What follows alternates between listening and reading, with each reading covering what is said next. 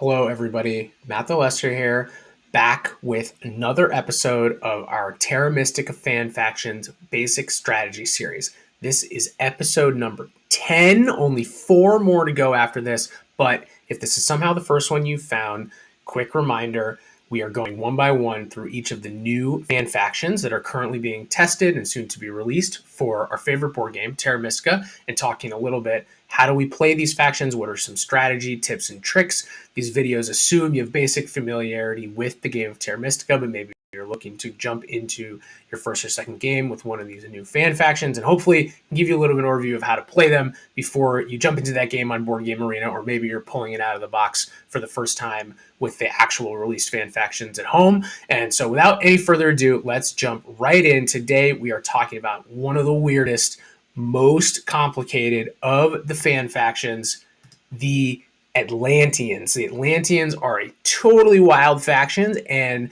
despite the fact that they are a blue faction and look a little bit like the mermaids in this very cool artwork, they are a really unique beast when it comes to Terra Mystica, so it's going to be really exciting to talk about them today. If, again, this is one of your first videos, you may not know, I do not do video editing. I don't do animations. I do all of this in one take. So this will be the no frills, one take Terra Mystica fan faction basic strategy overview of the Atlanteans. All right, let's go. So the Atlanteans, look at this board. They are a blue faction, and you start down here on the bottom left, as we always do with the production, and you see, okay, normal dwellings, normal TPs, both cost and production, normal temple cost and production, sanctuary, expensive, 8 coins, but otherwise normal. And then you see this stronghold. And first of all, it doesn't have any costs.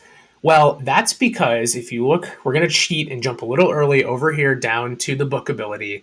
And you see that the Atlanteans, in a completely unique feature that has never before been seen in Terra Mystica, start their game with the stronghold.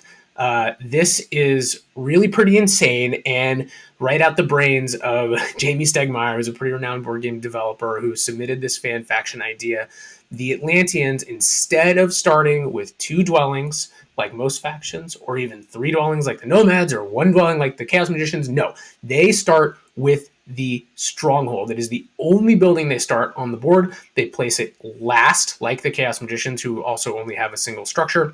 And the Atlanteans, it's a little bit given away in their name. Everything is built around the stronghold, a la it is Atlantis, and they are building out from there. And that is the whole point of this faction. We will come back exactly to what all these different symbols on the stronghold mean in just a second. But this is the crux of the Atlanteans, is they have this big stronghold that they start the game with, and they're building out from there. The stronghold does produce 6 power, which is a very nice production right out the gate. Of course, they don't start with their 2 dwellings, so they will only produce 1 worker in that first round. But that 6 power complements why they start with 11 power in Bowl 1, because they will immediately, going into round 1, produce a minimum of 6 power, and so they're functionally a 5-7 faction. 5 power in Bowl 1, 7 power in Bowl 2, so even though it says 11-1, think of them as a 5-7 faction. Moving over to the upper right of their board, normal starting resources, 3 workers and 15 coins, although again, they will only produce 1 worker in the first round, not counting anything they get from bonus tiles. So instead of the normal 6 workers, they will only have 4 workers, which does limit a little bit of what they can do. But remember, they've effectively saved an entire 6 workers that they didn't have to use to get up to their stronghold. So trade-offs. They have normal, a couple cult steps. Then we look at their digging, okay? The Atlanteans have both reduced digging costs. Instead of 2 workers and 5 coins to advance their digging alongside a priest, only cost them 1 worker and 4 coins. So clearly there is an incentive to upgrade your digging with this faction. Also maybe a little easier to do it earlier in the game. But trade-off, they only get 4 points for each of these dig advance steps instead of the normal 6 points. So again, a little bit of trade-offs in terms of the benefit relative to the cost. Normal shipping, and then 2 other things that are very important to know about the Atlanteans before we go back and talk about the stronghold is They have the same ability here as the engineers, that at any time they can spend an action, spend 2 workers, and build a bridge. This is very important for connecting up Atlantis. You want Atlantis to be nice and big, and we'll talk about that in just a second, but these bridges can be very important to achieving that. And then additionally, when they place that stronghold at the beginning of the game, they immediately get a town tile. So Atlantis, it's almost like it is the town, right? And so everything else is building off of that. This has a lot of implications for how the Atlanteans can play in the early game. They have a heck of a lot of flexibility. So we'll get into that when we get into the openings a little bit more. But when you place that stronghold, you immediately get to place any town tile you want and get the benefits from that, which adds a little bit to the resources and openings and options that they have at the beginning of the game. Okay, finally, let's go back to this stronghold. So what does this stronghold mean? So the whole point of the Atlanteans is that instead of like a normal faction building out these individual different towns around the board, the Atlanteans want to build up Atlantis. And this is not the only way to play them, to be clear, but it is sort of the crux of what the faction is designed around, is that as you build out around the stronghold and you make this bigger and bigger collection of structures around Atlantis, you can get these bonuses that are kind of like towns. So what these symbols mean is that when you reach an aggregation of structures that includes the stronghold that passes a certain power level of the structures added up, you get the bonus that is shown here. So when you have a collection of structures that is 7 or more, just like a normal town, to be honest, you immediately get to advance your ship 1 for free. When that structure passes 10 power or more, 10 power value or more across the structures, you immediately get 2 steps on every call track. And if you can get your, and this is an if, you definitely, this does not happen every game, but if you can get your collection of structures up to 16 power value or more, you immediately get a one-time bonus of 20 points, which is almost, twice the value of even the highest 11 VP town. So hitting these structures is kind of like getting additional towns for the Atlanteans instead of getting actual new towns, which you still can do. It's very cool if you can kind of pull it all off together. But one way to play the Atlanteans is just in a sort of a core way, it's just to build out from the stronghold and then hit these bonuses as you go, as you build out this big, massive set of structures. So that's the Atlanteans. I know there's an absolute hell of a lot to take in, so just sort of keep that in mind. And let's talk now about when might we want to play the Atlanteans. When do we want to bid on them in an auction, or when do we want to take them if we're playing in a game where we pick factions? So first of all, the most obvious thing might be they start the game with the stronghold. So the stronghold bonus tile is very good for the Atlanteans to play. Similar to all of the factions that almost automatically open stronghold, swarmlings, giants, etc. This is a very good tile for them to have in the game. Also, because they start with fewer dwellings on the board, their worker production is a little bit depressed at the beginning of the game, so that much better to have this tile in the game that can put a little bit of workers into the game. The other thing that might not be quite as obvious is that the priest and temp ship tiles are good for the Atlanteans in the game because the Atlanteans are going to be slow to produce priests because they only have a stronghold at the beginning of the game. That means that unlike most factions who can open a temple very easily in round 1, maybe even build 2 temples in round 1, the Atlanteans actually have to kind of go out of their way to get a temple up early, and in many games they will not have a temple up in the first round or the first 2 rounds of the game. And that's because to get a temple from your initial starting position in Atlanteans, you have to get a new dwelling, which either involves advancing your shipping to get to a new blue hex or finding a spade to dig a new blue hex, then building a dwelling and a TP and a temple, which is very doable in round 1, and we'll talk about that in the openings, but there's also a lot of other things you could do in round 1, and so you may not have a temple. So having more priests available on the tiles or priest substitutions in the form of temporary shipping are also tiles that are good for the Atlanteans. On the bad side, the only tile that I have listed here is the ship scoring tile, and that's because the Atlanteans, as a faction that often wants to just build one big massive structures, are less likely than a lot of other factions to advance their shipping to 3 and spread out all over the map, because then it's going to be very hard to connect those structures back to Atlantis. You actually still can play the Atlanteans this way and try to play them basically a little bit more like a normal faction and not try to build up a big Atlantis. But if you want to play the faction kind of the core way that they were designed, the ship scoring tile doesn't fit very well with that game plan. But that said, as far as the bonus tiles go, overall, the Atlanteans are a pretty flexible faction, and I don't think that anything maybe other than this big building tile is really that important to have or not have in the game to play as the Atlanteans. As far as other colors in the game, Atlanteans are, very normal here. The color wheel matters. We say it every episode. So yellow and red are both great, particularly on base map, which is what we focus on in this series. Yellow and red are actually, I would say, having at least one of them in the game is quite important for the Atlanteans, because the Atlanteans having only one structure, it's very important that they have neighbors to that one structure early on so they can get that all-important early leech, and once they dig and build to other places, have neighbors with which to expand. And yellow and red both provide some nice starting space neighbors for blue. Atlanteans do get to place their stronghold last, so they usually can make sure that they position next to their neighbors, but yellow often likes to start over in the west, which is a very nice spot for the Atlanteans to try to build up, or red often starts on that red hex right in the middle, and so Atlanteans can start there and build out from that spot as well.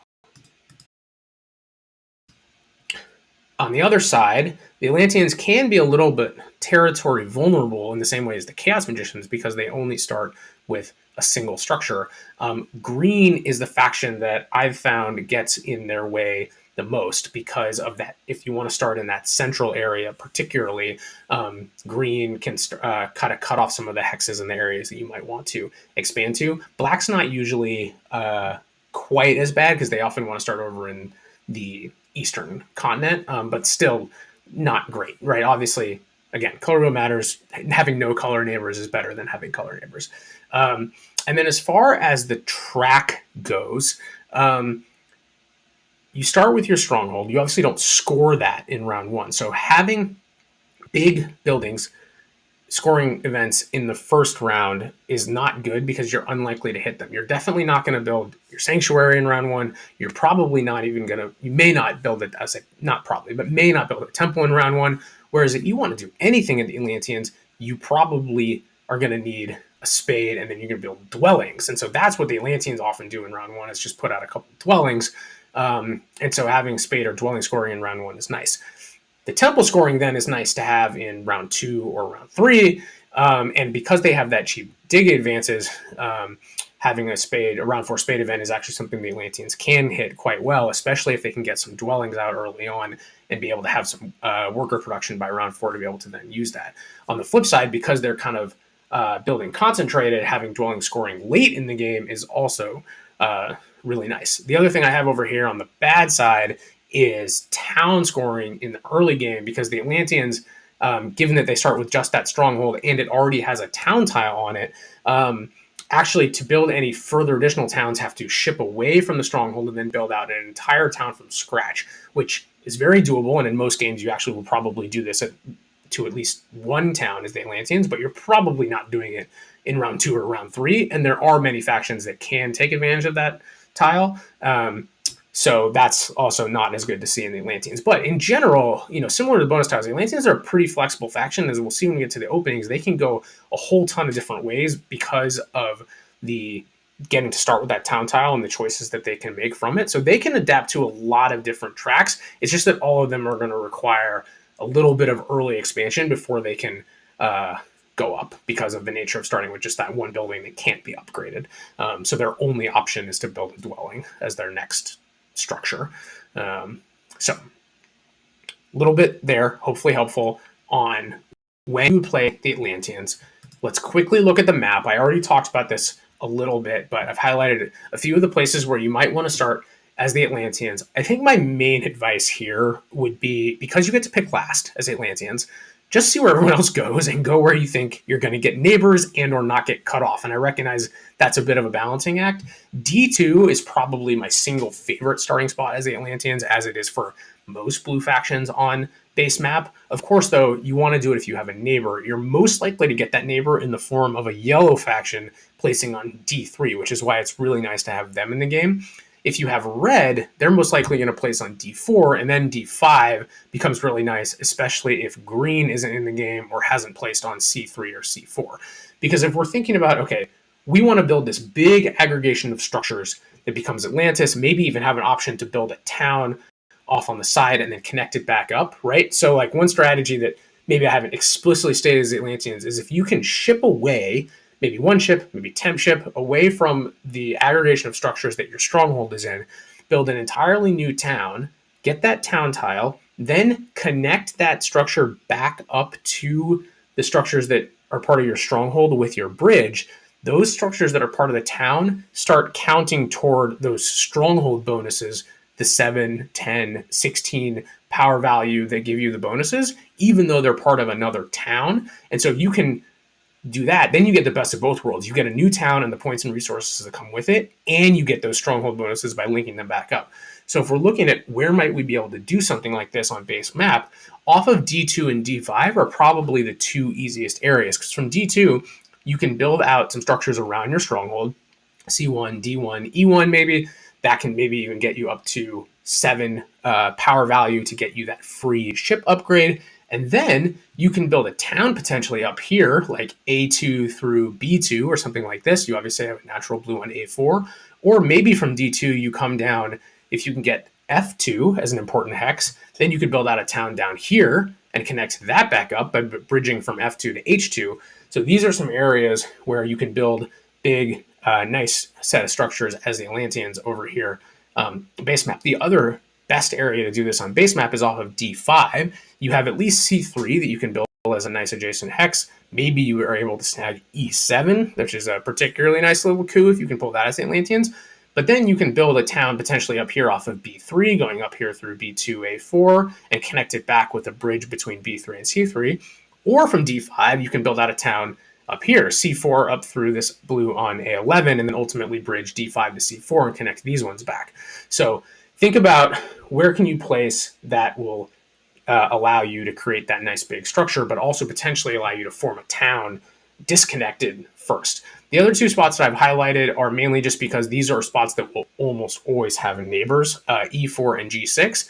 G6, the issue is you have lots of territory to build out Atlantis down here, particularly if like maybe gray and brown are the only other factions that are on this continent.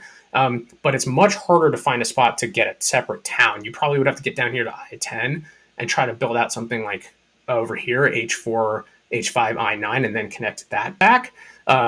If you want to do it that way, and off of E4, the tricky part is securing all the hexes that you need to connect back, because you could jump over to like F2 and build a town over here, but then connecting it back to E4, you basically either have to get G1 and kind of circle around this way, or you can try to go north, but that's also trickier. So if you're going to play an Atlanteans game where you want a more spray dwellings, you maybe increase your ship advance early, take advantage of it, and not actually care about scoring off of Atlantis, then E4 can be a much nicer place. But again, go where you will get neighbors and get some leech, and then, sort of game plan around that. Okay, now we've talked about the map. Let's move on to openings. And openings for the Atlanteans, most openings, we talk about what bonus tiles you get, what power actions you might go for, and what the round tiles might be that would incent you to do that. Well, of course, with the Atlanteans, we have this extra factor of which town tiles are we going to choose. And the reason that I've put openings in quotation marks here is because the 4 categories, I would say, that I've put here, unlike most factions where I say the opening is defined as what set of structures are you thinking about having on the board at the end of round 1, with the Atlanteans, I think the more important thing is to focus on what sort of direction are you going for with your Atlanteans game early in the game. And I think that the first 2 here, it's kind of one or the other, and then the second 2 are potential additions to whichever you choose of the first 2. So what that means is like Atlantis versus ship away, right? So this is like, do you start by digging around your stronghold and building out there and trying to hit the first at least 1, if not 2 of those stronghold bonuses and using those to vault your economy first, or do you immediately ship away from the stronghold and try to form a new town and claim some territory, and then maybe connect it back later, right? So it's kind of going to be one or the other, at least for like the first couple rounds in the game. Eventually, in an ideal world, you're doing both, but the order that you want to do them impacts what you're going to be trying to do early in the game, right? So if you are just trying to expand around Atlantis, the best way to do that is to just, for example, if you are on like D2, is just to like get double dig and build some dwellings on like D1 and C1, right? The easiest way to do that, remember, you're a 5/7 faction, but you get this town tile on top of it. So if you take the power town or the 2-key town plus a power tile like worker power, you have enough power to take double dig with your first action of the game. And assuming seed order or there's not players in front of you who are going to take that, that's a really nice way to open the game. Like double dig for any faction in round one is always good. You can also obviously just do this by getting spade bonus tile. The single spade action can work too. And the big building tile is also, always really nice. This can also be achieved with the advanced dig approach as opposed to double dig, which we'll talk about in a second. But if those are the cases where you're probably more focused on getting workers off of the big building tile or the worker tile. The other reason you might be interested in opening with Atlantis and sort of expanding off Atlantis is it allows you, it's less resource intensive, and so it actually allows you to then get to upgrade faster, right? So like if you do the Atlantis opening, one potential approach is, say you took worker power and the 2-key town, you could do double dig, build a dwelling and a TP and a temple and get a temple down in round one, right? And you probably have an open blue that you then save for round two. But if you want to start producing priests and get a favorite tile, I would still recommend, if it's round one, probably an economic favorite tile. That's a way to do that with this opening. Conversely, the ship away opening, you obviously need to get shipping. So you're interested in getting temp shipping, right? Or the priest, or maybe you take a priest town and then you could advance your ship, or you could take a ship town. There's like a lots of different ways to get shipping, but if you can get this one shipping, then you could potentially get, say you took the 2-key town and temp ship, right? You could open double dig with temp ship with your first action of the game, and all of a sudden now you've started securing some areas where you might be able to think about founding a town or two away from your stronghold, right? So say you started in the middle of the map here on like D5, double dig C3, C4. Okay, now you've started to build out this way. You're focusing on building a town here, and then ultimately you're going to link that back up to Atlantis. And one of the reasons that you might think about choosing ship away as opposed to expanding off Atlantis is because it's better for securing territory, right? If you're in Atlantis, you're in a very concentrated area, and the areas where you think about, oh, that might be a good spot for an additional town. If you're in a game where you think those won't survive past the first couple rounds and your town area is going to get blown up by other people expanding there, that's when you probably want to think about shipping away. So that's kind of the trade-off that I often think about early in the game for Atlanteans. And then additionally, you probably want to think about, am I going to try to pursue a culty Atlanteans game, and or am I going to think about early dig advances? So Atlanteans can actually play quite culty. Remember that the middle reward on the stronghold is that 2 steps on every cult reward. Plus, they obviously, and in many cases do, it's probably my favorite approach in most games, is to take the 2-key town with their first thing. That's 4 cult steps on every cult, plus the 2 you start with. And then, of course, that's before you place any priests, take any favorite tiles, right? So you add all that up, and they can play a very culty game. So if you take the 2-key town, for example, get the priest action or the priest tile, you can get a really nice, juicy cult reward early in the game. The water and fire cult rewards are particularly nice, right? So like if it's the big building fire event in round 1, not great for scoring, but you start with a step on fire, you take the 2-key town, you're at 3, you take the priest, you throw it there, all of a sudden you're at 6. That's 3 workers for a faction that doesn't produce a lot of workers early in the game, you can actually totally end round one as the Atlanteans with just your stronghold on the board if you're getting a nice cult reward and you're building up your resources to have a nice economic round two. And so if you want to push cults, then I highly recommend the 2-key town and focusing on getting some priests. This is the one thing with the Atlanteans, going back to when we were talking about conditions that they're good in, is that the hardest part of playing culty with the Atlanteans is your lack of priests, because maybe you build a temple in round one, but you have to really invest to do it. If you can just get priest tiles and power actions, that's actually the best way to play culty as the Atlanteans. And then over the course of the game, make sure you hit that stronghold reward, et cetera, et cetera. A lot of that's going to depend on, are there other culty factions in the game? Like, I wouldn't pursue this strategy if cultists are there, right? But if you're playing against, I don't know, 3 factions that are not that culty, then this can be a very attractive route as the Atlanteans, especially because we'll talk about this in a second, but their network might be a little more stunted than some factions. And then finally, the advanced dig approach. Advanced dig, you can advanced dig in round one or in round two, and I think they would both fall under this category. But obviously, the key thing that you need to advance your dig in either of the first 2 rounds is priests, right? And ideally, because the dig advances are cheap, they only cost 1 worker. I always tend to be very biased toward trying to advance my dig twice before I spend any digs. I have seen people with the Atlanteans take like a priest town or a priest tile and just advance their dig once. But if you can do it twice and get to single worker digs without having to invest your power into spades, that can also be a very attractive option as the Atlanteans. So, for example, say you take the priest town and a priest action and you take the big building tile, you can advance your dig twice and build 2 dwellings all in round one. That's a really, really nice opening for the Atlanteans. And then, of course, you have digging advanced for the rest of the game. The next round, maybe you build 2 TPs. All of a sudden, you get the ship advance from the stronghold bonus, and sort of away you go.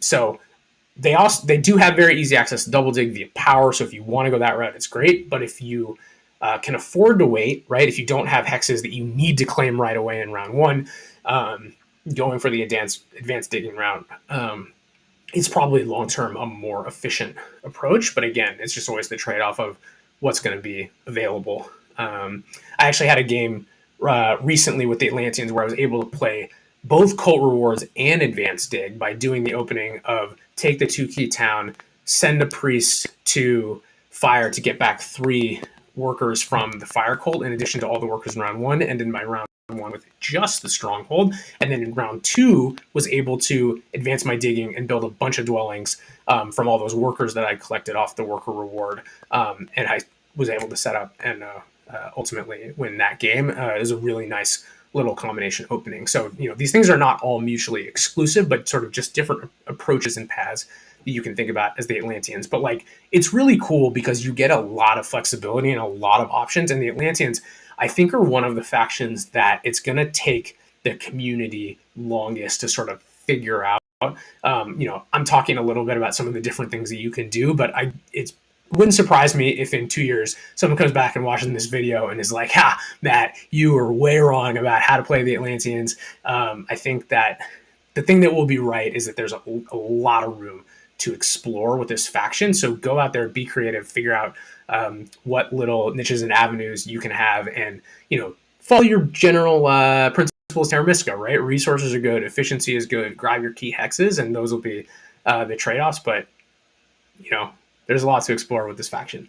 So before we close, just to keep in mind, right, some dangers with the Atlanteans, and they can be a bit of a glass cannon. I think we should be clear about that. Is that if you're planning on linking stuff back to Atlantis toward the end of the game, there can be some key hexes, right, that you need to be able to place that bridge.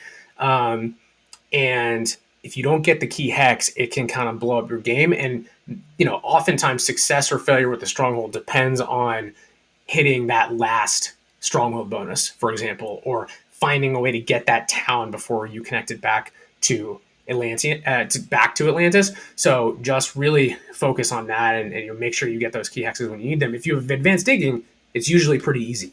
But if other players are smart and they're watching what you're doing, they will try to block you from being able to link up your structures all the way at the end. Because if you get that 20-point bonus, that is just such a huge thing that can obviously, usually swing the game.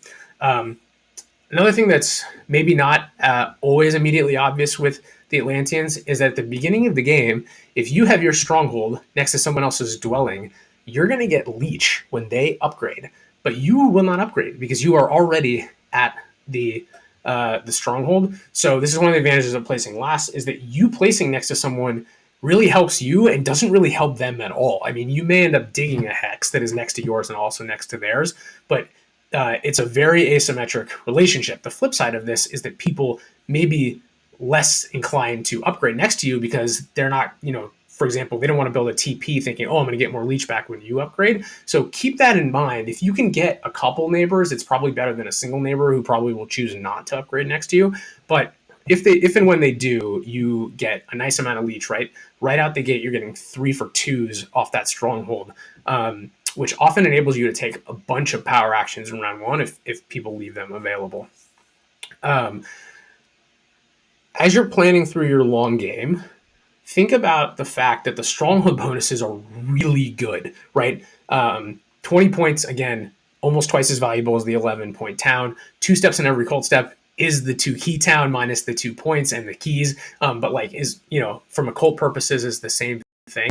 Don't go out of your way to build an additional town if it would cost you the stronghold bonuses, right? You're actually better off digging more hexes just around your stronghold and building out Atlantis and making sure that you hit those than you are getting that one extra town. Now, most of the time with the Atlanteans, you can reliably build at least one town in addition to the town tile that you get with your stronghold at the beginning of the game. It's that next one, the second one, that I find is often very marginal, and unless you are 100% sure you're going to be able to link that thing back up to Atlantis, you might also be better just investing those structures right around your stronghold and making sure you hit that second and third level stronghold bonus. And finally, sometimes it's going to be clear you're not going to hit that 16-point stronghold. And if that's the case, don't feel like you need to overbuild next to the stronghold, right? Know how many hexes you're going to need, right? If you're only going for 10, you only need 5 hexes, right? If you can upgrade everything. And so don't feel like you have to go triple dig something to get an extra dwelling down when you don't actually need the hex. So that's kind of the last point of the Atlanteans is I've seen some people overbuild the stronghold, getting it to 12 or 13 doesn't really do you anything, especially if you're doing that at the cost of double or triple digs. If you're going for just 10, then just go to 10 and then maybe up your ship and go build on natural blues, which will be cheaper, and you can probably time it better also to the scoring rounds. So that's the sort of last thing with the Atlanteans. Overall, I think they are quite powerful. They're very flexible as long as you can sort of make sure you don't get cut off in key places. I've seen some really good results with them, and I think it's taken a little bit of time, but even now after a few months, I'm seeing them have a little bit more success. So I think they're a good faction, but definitely tricky to master, tricky to play. I think everyone's going to have fun exploring them. And then finally, when you're thinking about where your points are coming from, as I said earlier, they're kind of in the middle on network, right? The cheap dig advances usually mean they can expand. The fact that they only have one structure means disconnection is not a concern, not a thing.